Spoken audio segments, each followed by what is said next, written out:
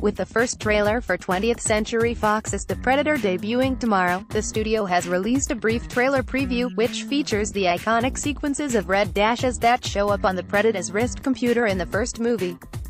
While this preview doesn't feature any footage, a number of the movie's stars have tweeted out new photos, many featuring first looks at their character, along with how their characters appear in the Predator's infamous heat-seeking vision. Thankfully, we only have to wait until tomorrow until the first footage is released.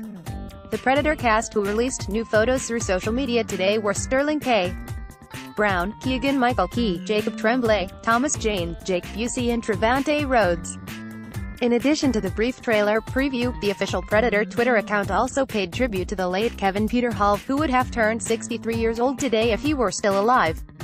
The 7'2" actor played the original Predator in the 1987 classic movie, and also had a cameo out of costume as a helicopter pilot at the end of the original movie, along with playing the massive Harry in the 1987 classic Harry and the Hendersons. The actor, who reprised his title role in Predator 2 in 1990, died at the young age of 35 in 1991 from AIDS, which he contracted through a blood transfusion. When this new project was first announced, many believed that it would be a remake, negating the continuity set forth in the 1987 original Predator and its 1990 sequel, Predator 2, which shifted the action from the Central American region known as the Northern Triangle, to the urban jungle of Los Angeles.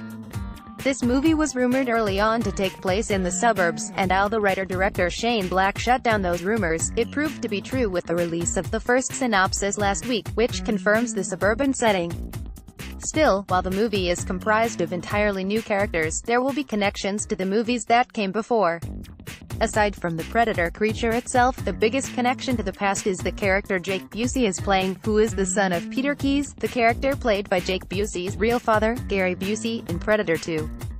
Peter Keyes was killed by the Predator creature in the sequel, which could very well tie into the plot of this movie. The last update we got on The Predator was last week, when 20th Century Fox released the official synopsis, which reveals that a young boy accidentally triggers the return of these predators, while a ragtag crew of ex-soldiers and a disgruntled science teacher try to prevent the end of the human race. It seems clear that Jacob Tremblay plays the young boy who accidentally triggers the predator's return, and, just from the photo that Jake Busey provided, it seems likely that his character is the disgruntled science teacher who is thrown in the mix.